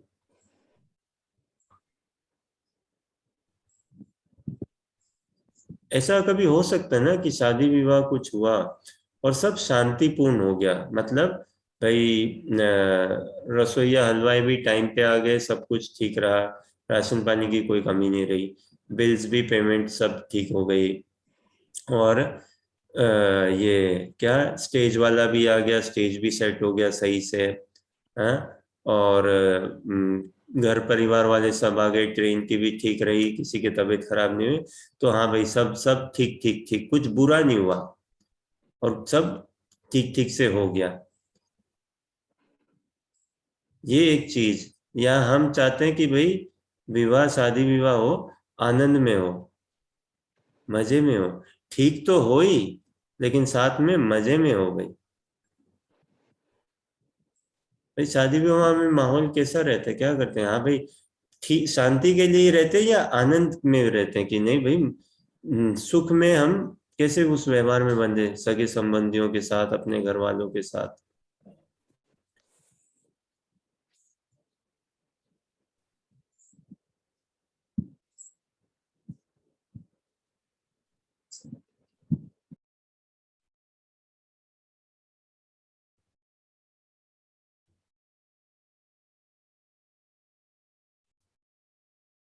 जैसे अभी तक देखें अगर श्लोकास, तो कृष्ण कितनी जगह कह रहे हैं ना संभाव में आने के लिए, और भी मन इंद्रियों पे संयम इत्यादि, इन्हीं चीजों पे, इस पे कई जगह ऐसा बोला ना। तो वो क्या कि भाई शांत शांत रहो, शांत रहो, हाँ? और आगे सुख सुख, जब तक जीव को थोड़ा शांति नहीं रहेगा तो सुख नहीं अनुभव कर पाएगा ना। अशांतस्य कुतः सुखम, यही देखिए श्लोका में। अब देखिए ये संस्कृत क्या कहते हैं यहाँ पे, न च भावयत शांतिर, न च भावयत शांतिर अशांतस्य कुतः सुखम। अगर शब्दार्थ में देखें, न नहीं च तथा अकुतस्य, नहीं सॉरी, न नहीं च अभावत भावयत, जो स्थिर नहीं है उसके शांति, अशांत का कहाँ सुख है? अशांतस्य कुतः सुखम, शांति के बिना सुख हो भी कैसे सकता है? तो सुख भोगने के लिए फंडामेंटल तो देखो एक शांति का है, बट वो शांति व्यक्ति किस लिए चाहता है कि वो फंडामेंटल एक रहे, आधार, आधार ना, नींव, सुख की नींव शांति। लेकिन सुख ही शांति ही सीमा नहीं है, शांत रह के सुख की ओर बढ़ना चाहता है। जैसे जॉब और करना, अब समझो भारत से किसी का जॉब ट्रांसफर होता है, कोई जाता है ना बाहर पढ़ने के लिए जाते हैं, कितने बच्चे, और जॉब करने भी जाते हैं ना, करते हैं जॉब। अब लेकिन जॉब में स्टेबिलिटी नहीं है, समझिए आप कि भाई वहां पे आप चले गए, दुबई चले गए जॉब करने, और दुबई से आपको कभी भी बोल सकते हैं भाई ठेका आपका उठ गया, आप चले जाओ। 3 महीने का है, 6 महीने भी हो सकते हैं, 3 साल भी हो सकते हैं, कोई ठीक नहीं है। तो क्या वहां पे, हाँ भाई शांति बराबर नहीं रहेगी ना, क्योंकि पता नहीं कभी भी जाने को बोल दे, कभी भी जाने को बोल दे, तो वो आधार, सुख का जो आधार है शांति, वो मिसिंग रहेगा। तो उस सुख में पूरा नहीं, सुख पूरा सही से सुखी नहीं रह पाएंगे। तो सुख का आधार शांति, बेस या फाउंडेशन। लेकिन समझो अब यही उदाहरण, आदमी दुबई या कहीं भी जॉब करने जाता है, सिंगापुर इत्यादि, वो केवल हाँ भाई शांति में जीवन के लिए जाता है क्या? या अभी जैसे चल रहा है ना यूक्रेन रशिया वार, कई लोग यूक्रेन छोड़ के आ रहे हैं ना, तो ठीक है वो वहां शांति स्थिति है और किसी शांत माहौल में वो आना चाहते हैं जहां पे वो शांत माहौल में आके रह सके। कैसे? सुख में, है ना, बढ़िया एंगेजमेंट पाके फिर सुख में बंध सके, लेकिन आधार शांति हो।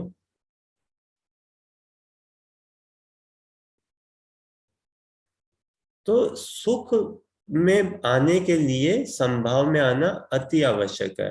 अपने आप को शांत रखना अति आवश्यक है। अगर शांत नहीं रहेंगे हम तो सुख अनुभव नहीं कर पाएंगे। और है हम सब सुख की ओर। अब बताओ, हम सब जीवन में सेम ही ना है, हम सब सुख की खोज में, सुख की ओर में, आनंद की ओर में, या थोड़ा लौकिक भाषा में कहें तो मजे की ओर। दोस्ती इत्यादि ये सब क्या है कि उस सुख भोगने के लिए ना। और उसमें हाँ हम चाहते हैं कि भाई शांत लेवल से, जैसे समझो कोई 3 हफ्ते 4 हफ्ते की छुट्टी का प्रोग्राम बनाया और कहा भाई मलेशिया सिंगापुर और घूमने जाऊंगा, और थोड़ा ओपन भी रखता हूँ इस हिसाब से, अकेले ट्रैवलिंग करने जाऊंगा ये वो। तो उसमें एक्साइटमेंट, थ्रिल, एडवेंचर भी वो चाहता है हो थोड़ा बहुत, लेकिन कोई चोट नहीं आए।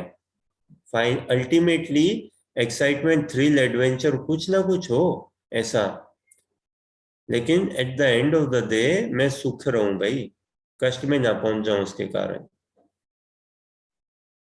अशांति भी आदमी चाहे ना वैसे। अब है ना जॉब्स या इसमें पीजी और में रहते हैं, रात रात भर जगे ये है, लेकिन उसमें क्या है, थोड़ी अशांति है ना एक प्रकार की, थोड़ा सा ट्रबलसम है ना, ट्रबलसम। लेकिन उस ट्रबलसम को भी क्यों पाना? क्योंकि सुख देता है वैसा ट्रबल। देखो आप घर परिवार में, अभी आप ही के घर में बहन आए या आए घर वाले दूसरे शहर से, 1 साल 2 साल 5 साल बाद मिल रहे हो, और 3 दिन के लिए मिलना हो, तो कम से कम सोना चाहेंगे ना, खूब बातें करना, घूमना साथ में ये वो। तो कुछ ट्रबल उठाना कि नहीं भाई कम सोना। अशांति उठाते हुए भी क्या सुख। कभी कोई बच्चा घर पे आता है ना तो क्या बोलते हैं, भाई ये आने से हमारे जीवन में शांति आ गई है, और ये आने से हमारे जीवन में सुख आ गया है। बहू क्या है, हमारे जीवन में शांति आ गई, बहू क्या है, हमारे जीवन में सुख आ गया। ज्यादा हमारी किधर रहता है, सुख की ओर या शांति की ओर?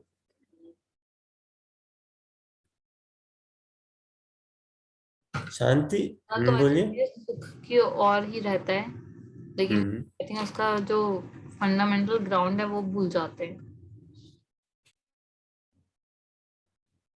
बिना शांति के सुख नहीं है? लेकिन देखो अभी पांडवास के जीवन में कितना कष्ट ही था ना, लेकिन फिर भी वो सुख में थे। क्यों? क्योंकि वो संतोष में थे, वो संभाव में थे। तो संसारी तौर तरीके में संतोष संभाव में रहे, और सुख के लिए कृष्ण का स्मरण चिंतन।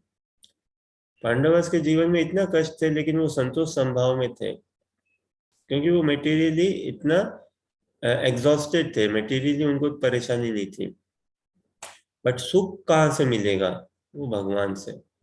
शांति का स्रोत भी भगवान ही है। आदमी विवाह करता है, घर बसाता है शांति में जीवन जीने के लिए, क्या बताओ आप? चाहते हैं, हाँ जरूर है भाई, कोई अशांत में जीवन भी नहीं चाहता, लेकिन अभी ब्याह शादी में और ऐसे मीटिंग मिलने जुलने में होता है ना, थोड़ा सा ट्रबलसम होता ही है सभी को, लेकिन वो ट्रबलसम हमें सुख की ओर ले जाएगा, तो we are happy to take that trouble. Why? It is going to make us happy, that is why.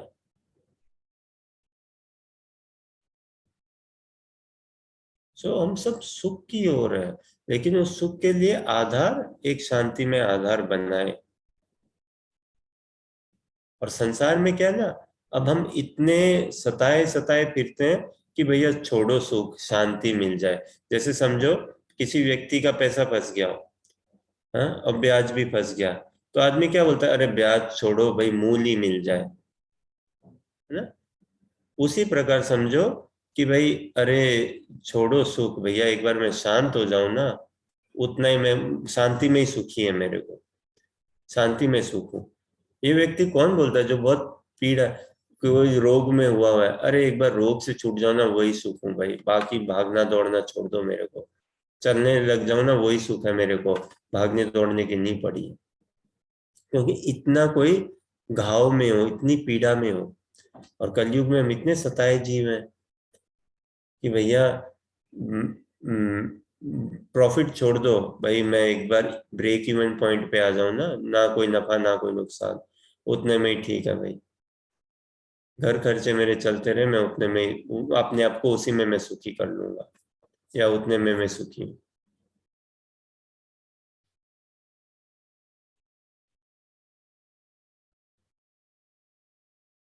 अशांतस्य कुतः सुखम,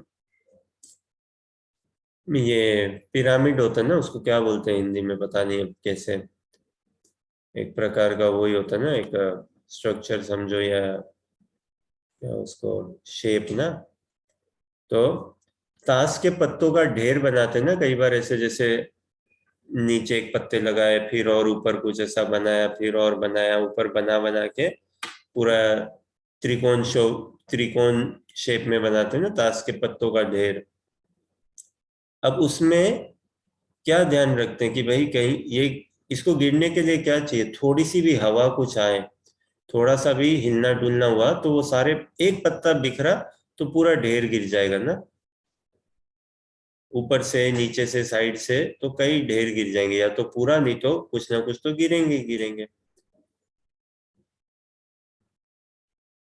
तो उसको बचाए रखने के लिए कि भाई पत्ते तो मैं बनाऊं ऐसा त्रिकोण शेप में, लेकिन वो गिरे नहीं, हिले नहीं, डगमगाए नहीं, हवा ना आए किसी प्रकार से, या कोई हाथ ना लगा के गिराए। उसी प्रकार से हम सुख तो चाहते हैं, लेकिन भाई शांति बनी रहे, शांति बनी रहे। लेकिन अगर हम इतने पीड़ित हो, अभी यही यूक्रेन रशिया उदाहरण देखें, अभी इतने पीड़ित है लोग, भैया बोले छोड़ो, यहाँ पे हम 2 करोड़ के घर में भले ही रहते थे, यूक्रेन में ये व्यापार था, अरे छोड़ो, हमें कोई लंदन में कैसे भी मकान में एक रहने को दे दो, हम उसी में संतुष्ट हैं, हम शांत हैं, सेटल कर लेंगे अपने आप को, है ना, उसी में हम अपनी सेटिस्फेक्शन में ही हैप्पीनेस हम कर लेंगे। और वो बोले एक बार वहां सेटल तो हो जाऊं, फिर मैं बिल्डअप कर लूंगा। तो एक बार जीवन में शांति आ जाए ना, फिर मैं सुख को बढ़ाने के लिए कर लूंगा। है अल्टीमेटली हम सुख के पीछे ही,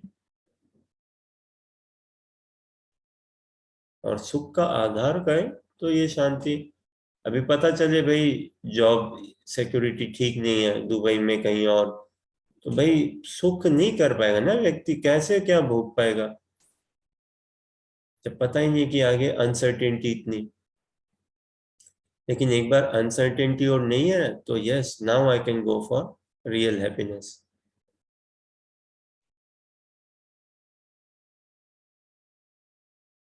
कोई प्रश्न जिज्ञासा या कुछ ऐड करना चाहो आप लोग?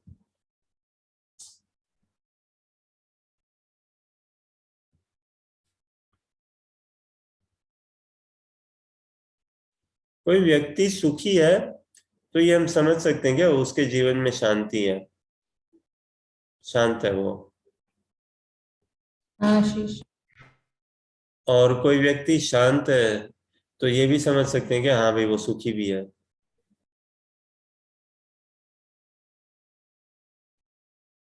not necessary, I guess.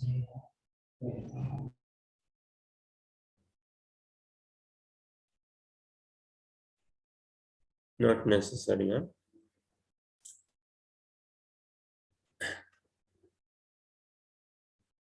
इसके देखिए जीवन में अभी सुख की परिभाषा करना भी थोड़ा कठिन है। सुख से हमारे समझ में ये भौतिक सुख ही आता है, सुख कहने से भौतिक सुख ही आता है, इंद्रिय तृप्ति इत्यादि यही आता है।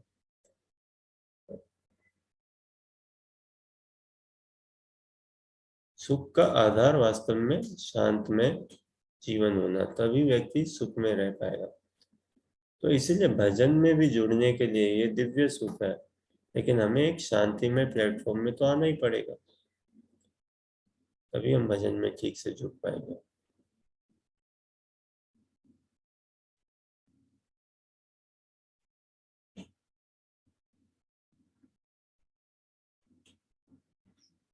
शांति तो क्या, everything is in order, everything is peaceful, everything is fine, everything is in order, smooth, things are going the way they should be going।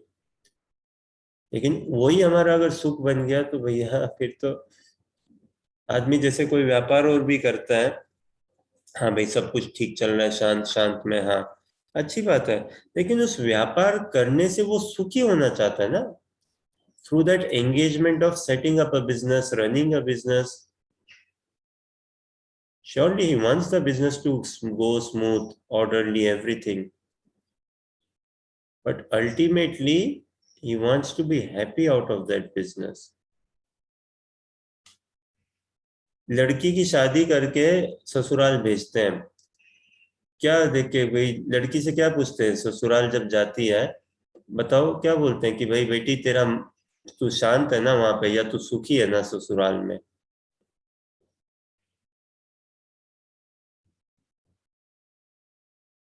What would we prefer? कि लड़की ससुराल में शांत रहे, मतलब माहौल शांत, सब कुछ पीसफुल है ना, या लड़की सुखी रहे ससुराल में?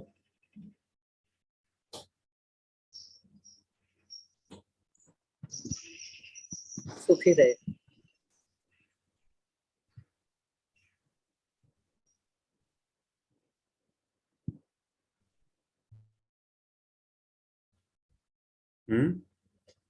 सुखी रहे।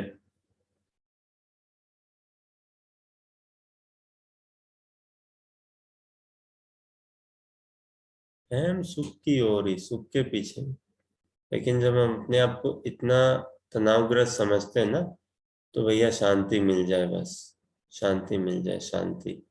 तब शांति, तब लगता ना कि भाई अब शांति मिल जाए। समझो होता ना कई बार, एक दो हफ्ते पूरे शॉपिंग में लगे हो, कुछ काम, फंक्शन काम के लिए, या कुछ किसी भी भागदौड़ में ऐसा लगे हो कि भैया आप छोड़ो, अब हो कॉलेज के एडमिशन में इधर उधर भाग रहे हो, और भाई एक बार बस एडमिशन हो जाए, और बात की बाद में देखेंगे, एक बार इतना बस। तो जब हम इतने तनावग्रस्त रहे ना, तो एक बार की, हाँ भाई एक बार प्यास बुझ जाए हमारी, पानी पीने को मिल जाए, एक बार हम शांत हो जाए उससे, और एक बार शांत हो गए, एनर्जी लेवल बराबर होगी, फिर हम उसको और कंसोलिडेट और बढ़ाएंगे सुख की ओर। कोई प्रश्न, जिज्ञासा या कुछ कहना चाहो?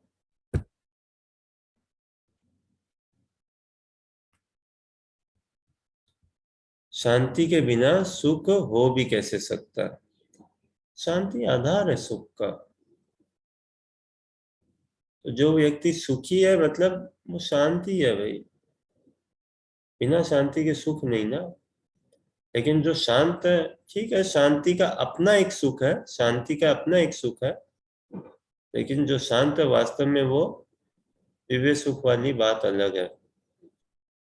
It not necessarily be happy, है ना। पीस, क्वाइटनेस का, स्टिलनेस का अपना एक सुख है, लेकिन हैप्पीनेस का एक ऊंचा सुख है।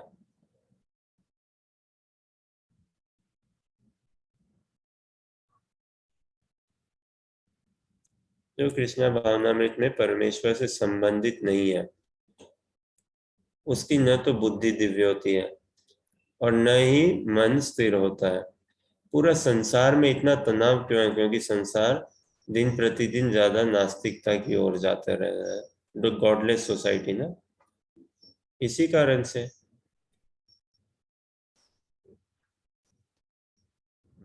जैसे बोलते हैं भाई, अब एक मीनिंगफुल लाइफ के लिए बिना कोई मीनिंग के जीवन में कोई मीनिंगफुल लाइफ हो सकता है क्या?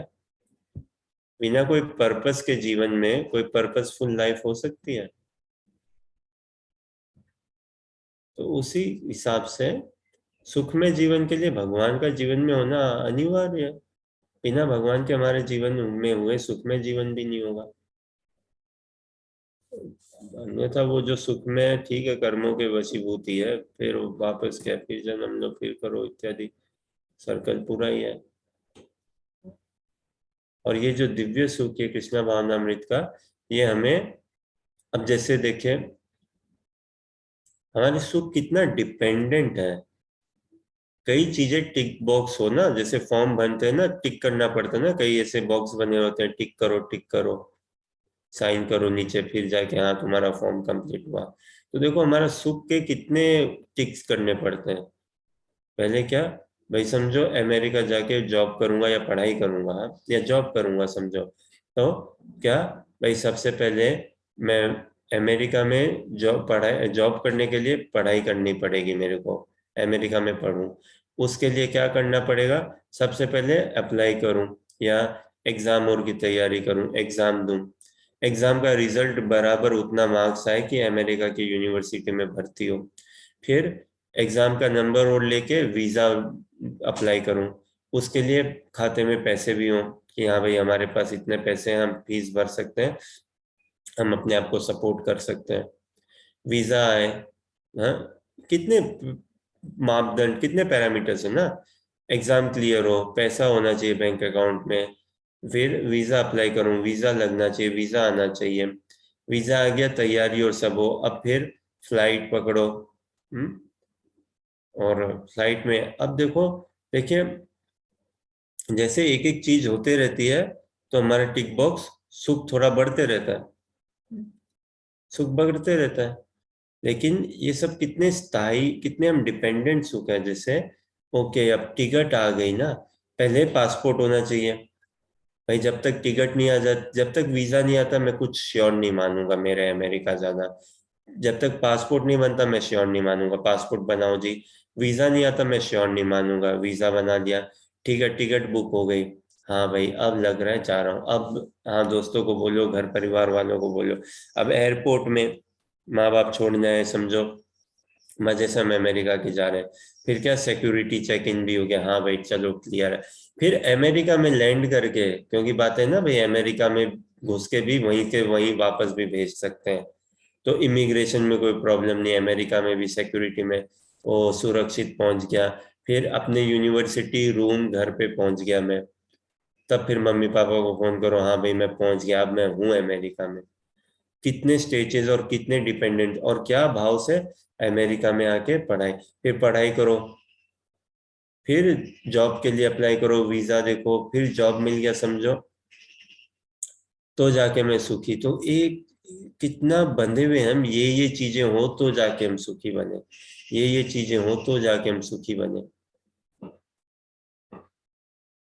लेकिन कृष्णा भावनामृत में सुख वो कृष्ण के पे ही हम आश्रित होके रहे, और कहीं पे आश्रित ना होके रहे, और कहीं किसी पे हमें आश्रित नहीं रहना, केवल भगवान का आश्रय लेना।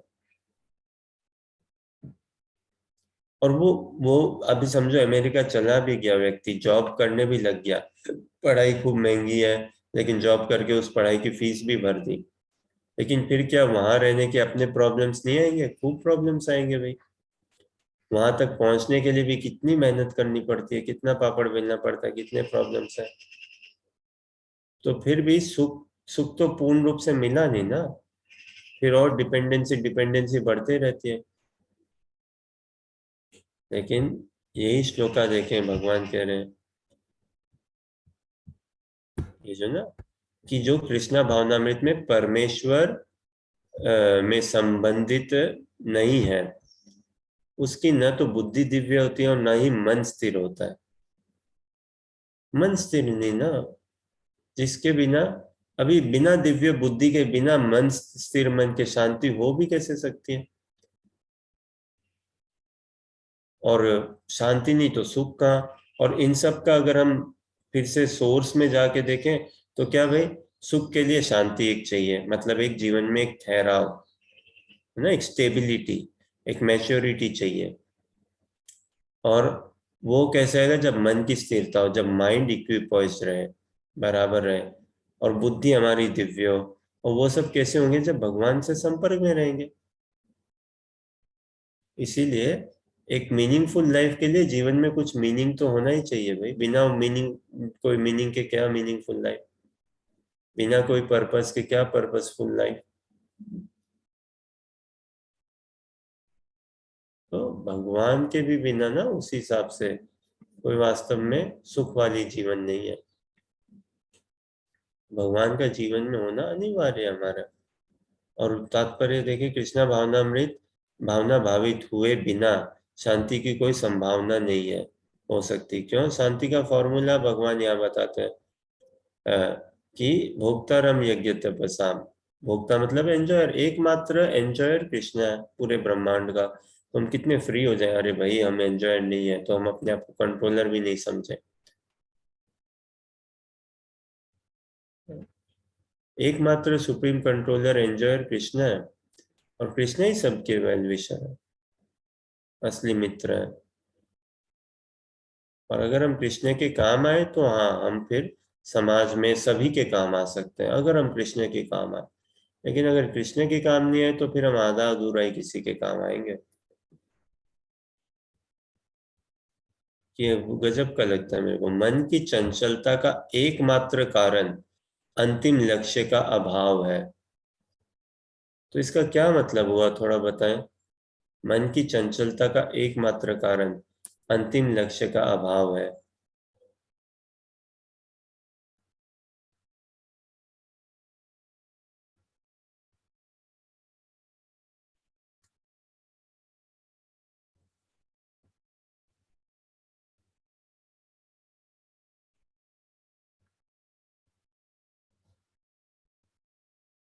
कोई विचार?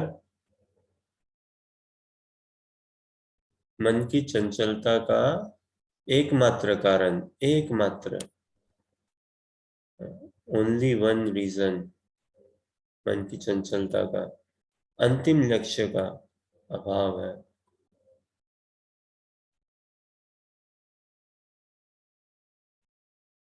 अभाव मतलब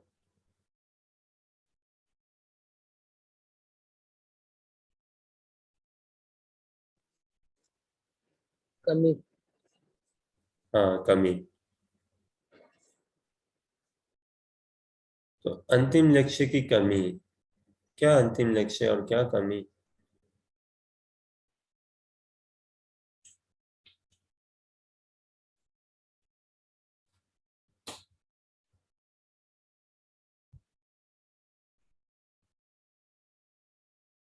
देखिए, लक्ष्य हम सबका एक ही है, शुरू कहो, मध्य कहो या अंतिम कहो, सुखी रहना। सभी का लक्ष्य ही है। सुख नहीं मिलता तो चलो शांति से सेटलमेंट कर लो, लेकिन हम सभी का लक्ष्य है सुखी रहना। हाँ? और अंतिम लक्ष्य का अभाव, वो सुख का स्रोत नहीं पता ना कहाँ पे है, किससे है, तो इसीलिए मन की चंचलता है। सुख सभी चाहते हैं, लेकिन कहाँ सुख है, वास्तविक दिव्य सुख, स्थायी सुख, स्थायी सुख। मन की चंचलता वही देखिए, वो उदाहरण अमेरिका जॉब में जाने वाला, अभी मन की चंचलता रहती है ना, एकमात्र लक्ष्य अंतिम लक्ष्य का अभाव। क्योंकि कितनी डिपेंडेंसीज है। पासपोर्ट बनाओ, सबसे पहले ये होना चाहिए, ये होना चाहिए, ये होना चाहिए, ये होना चाहिए। 10 चीजें जब जाके टिक होगी तब हाँ भाई अब ये सुख मिला। तो उसमें इतना हमारा वैसे ही रस निकल जाए, इतना खून पसीना बहा दिया ऐसे ही उन 10 चीजों को इकट्ठा करने में, क्या आदमी में फिर शक्ति बचे कुछ सुख भोगे भी। और फिर कुछ भोगे भी सुख तो भाई फिर 11वीं लिस्ट तैयार है। अब 11वां को ले मेंटेन करो, 12वां आइटम लेके आओ, 13वां आइटम लेके आओ, है ना। जैसे पहले वीजा बना, पासपोर्ट बना लिया, वीजा बना लिया, एग्जाम, पासपोर्ट बना लिया, ठीक है, एग्जाम दो पहले, एग्जाम में नंबर लेके आओ, नंबर ले आए, ठीक है, कोचिंग करो, बैंक में खाते में इतने रुपए रखो, दिखाओ तुम्हारे पास इतने रुपए हैं, तुम अपने आप को अफोर्ड कर सकते हो। अब जाओ वीजा लगाओ। हाँ, वीजा के लिए भी अमेरिका की यूनिवर्सिटी से भी परमिशन लाओ, वीजा लगा लिया, ठीक है, अब आगे बढ़ो, अब तैयारी करो, ये वो, फिर दाखिला मिल गया भाई, अब पढ़ाई लिखाई करो अमेरिका में 1 साल 2 साल 3 साल, फिर नंबर लेके आओ, फिर अब जॉब के लिए अप्लाई करो, जॉब इंटरव्यू दो, अब जाके काम पे लगो, और अब पैसे पूरे अपने जो स्कूल की फीस भरी है कमाई से उसको चुकाओ, या उतना वापस बनाओ, उतना लेके आओ। तो अंतिम लक्ष्य तो कभी हमारा बनते रहता है ना। देखिए, अब ये अंतिम मन की स्थिरता चंचलता का एकमात्र कारण अंतिम लक्ष्य का अभाव। कई बार सुना है, बस मेरे को एक ही इच्छा है, बस मेरी एक ही इच्छा है। जब 10 साल के हम होंगे तब हम क्या, बस एक ही इच्छा है भगवान, ये ड्रेस में मिल जाए मेरे को, बस एक ही इच्छा है भगवान, ये मिल जाए, ये मिल जाए। जब हम 10वीं में रहेंगे तब बस एक ही इच्छा है भगवान, मैं फर्स्ट आ जाऊं। 12वीं में बस एक ही इच्छा है, एक बार IIT में एडमिशन हो जाए मेरा, एक बार मेरे को डॉक्टर में एडमिशन हो जाए, MBBS मिल जाए, बस एक इच्छा है, एक लास्ट, एक बार बिजनेस, एक ही लास्ट इच्छा, एक बार दुबई घूमो, एक बार फॉरेन ट्रिप कर रहा हूँ, एक ही इच्छा है क्या, एक बार पोते का मुंह देख लूं,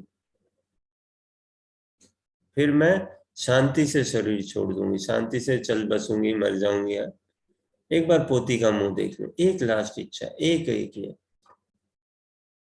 तो बताओ, हमारे जीवन में एक ही इच्छा रहती है क्या, या एक अंतिम इच्छा का अभाव रहता ही रहता है? अभी हम कह सकते हैं क्या हम अपनी इच्छाओं से, हाँ भाई अब हम हो गए तृप्त, अब और कोई इच्छा नहीं है, एक ही इच्छा है बस कृष्ण को पाने की? नहीं है ना सच, अभी हम उस स्टेज में, अभी उस स्टेज में नहीं है, इसीलिए हमें मन की चंचलता फिर बनी रहती है, इसीलिए मन की चंचलता बनी रहती है, क्योंकि कई कई इच्छा है ना, बस एक ये इच्छा है, बस एक ये हो जाए, बस एक ये इच्छा, एक एक एक पता नहीं।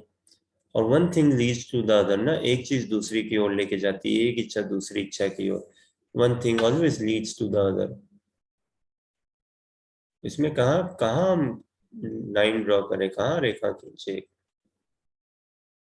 एक ही इच्छा है, पहले तो बेटे का शादी देख कर हो जाए, बेटी की शादी हो जाए, फिर बेटे पोते का देख लूं, पोती देख लूं, नाता देख लूं, नाती देख लूं, अब पोते का हो जाए। कभी कोई व्यक्ति नहीं भाई हो गया, मैं मेरे को अब कोई इच्छा नहीं रही मेरी। तो ये एक ही इच्छा, एक ही इच्छा ना, ऐसे यही तो भौतिक है, कितना विस्तार। लेकिन जो भक्त होता है उसकी भी एक ही इच्छा रहती है, और वो ही सदैव एक ही इच्छा चलती है उसकी, अंतिम लक्ष्य का कोई अभाव नहीं है उसको। उसका अंतिम लक्ष्य पक्का है, कृष्ण के दर्शन, कृष्ण की प्राप्ति, और उसमें वो सताया भी नहीं रहता। लेकिन बिना भक्त के जीवन में अंतिम लक्ष्य का हमेशा अभाव रहता है, ये कमी रहती है। और कितना कुछ मिल भी जाए ना तो भी, पोते का मुंह देख भी ले तो भी शांति नहीं है भाई, तो भी सुख नहीं मिलता फिर उसके बाद। देखो, है ना, एक ही इच्छा है, बस ये जॉब पक्की हो जाए मेरी, चलो ठीक है, हो गई जॉब पक्की, मिल गया जॉब, फिर क्या हम सुख में रह सकते हैं क्या? फिर होना तो ऐसा चाहिए ना भाई, एक बार ये हो जाए, उसके बाद कुछ भी हो जीवन में मैं एकदम सुखी रहूंगा। कहने का आशा तो ऐसा ही है ना, एक ही इच्छा है, एक बार बस जॉब लग जाए, फिर कुछ भी हो मैं सुखी रहूंगा। लेकिन हम नहीं रह पाते ना फिर।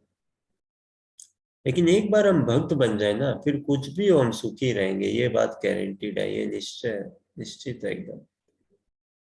फिर कोई अभाव नहीं रहेगा, कोई भी अंतिम लक्ष्य का अभाव नहीं रहेगा। वही अंतिम लक्ष्य को पा गए, भक्त बनना, उस भगवत बुद्धि में आना, उसमें आना, फिर कोई अभाव नहीं रहेगा।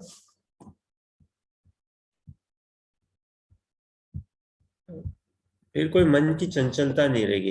मन की चंचलता इसलिए ना, इच्छाएं इतनी बदलते रहती है, बदलते रहती है, अंतिम लक्ष्य का अभाव है। चाहिए क्या हमें अल्टीमेटली वो सही से नहीं पता, तो मन की चंचलता है।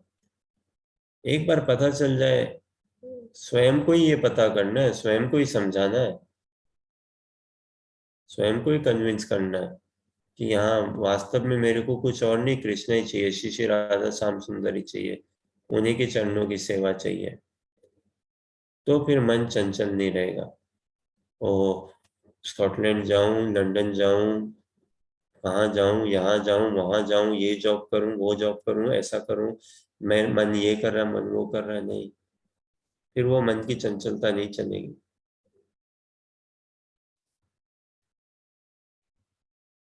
हाँ, जब मनुष्य को यह पता चल जाता है कि कृष्ण ही भोगता है, स्वामी तथा सबके मित्र है, तो स्थिर चित्त होकर शांति का अनुभव किया जा सकता है। अतएव जो कृष्ण से संबंध न रखकर कार्य में लगा रहता है, वह निश्चय ही सदा दुखी और अशांत रहेगा, भले ही वह जीवन में शांति तथा आध्यात्मिक उन्नति का कितना ही दिखावा क्यों न करे। कृष्ण भावनामृत अपने आप में स्वयं प्रकट होने वाली शांतिमय अवस्था है, जिसकी प्राप्ति कृष्ण के संबंध से ही हो सकती है ना। स्वयं प्रकट होने वाली, तो कोई इसका कोई प्रोपेगेंडा करने की बात नहीं है, और ना ही किसी से कंफर्मेशन लेके आना। जैसे हम भोजन करते हैं तो स्वयं को पता चल जाता है ना, हमारा पेट कितना भरा है, कितनी भूख है, कितनी भूख रह गई है या शेष है, या पेट भर गया पूरा। थोड़ी ना हम पूछते हैं मम्मी अब और खाऊं क्या, कितना खाऊं, पापा आप बताओ और कितने खाऊं ना। उसी प्रकार कृष्णा भावनामृत अभ्यास करेंगे ना, तो स्वयं प्रकट होने वाली शांतिमय अवस्था है, और शांति सुख का आधार कृष्ण से है ना। तो बोलते हैं ना भक्त लोग, समझाते हैं क्या, भगवान को जाने तो सुख समझेंगे क्या है सुख है ना, तब शांति आएगी जीवन में। और भगवान नहीं है हमारे जीवन में तो फिर शांति नहीं है जीवन में, फिर अशांति बनी ही रहेगी, बनी ही रहेगी। और वही अशांत व्यक्ति कहाँ सुख भोग पाएगा ना, मन की चंचलता बनी रहेगी, क्योंकि लक्ष्य नहीं पता। लेकिन कोई भक्त बन गया तो संसार में कौतूहल रहे भी, वो फिर भी स्थिर रहेगा, है ना।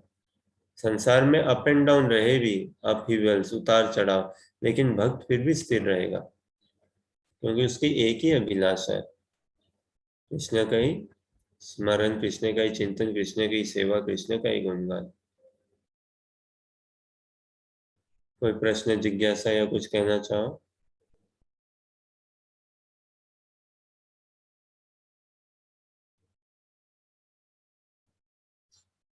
ठीक है, तो आज यही रहने देना। ये हरे कृष्ण कृष्ण कृष्ण हरे हरे, हरे राम राम राम हरे हरे। यही आज विराम देना, कल मिलने का प्रयास रखते हैं। हरे कृष्ण।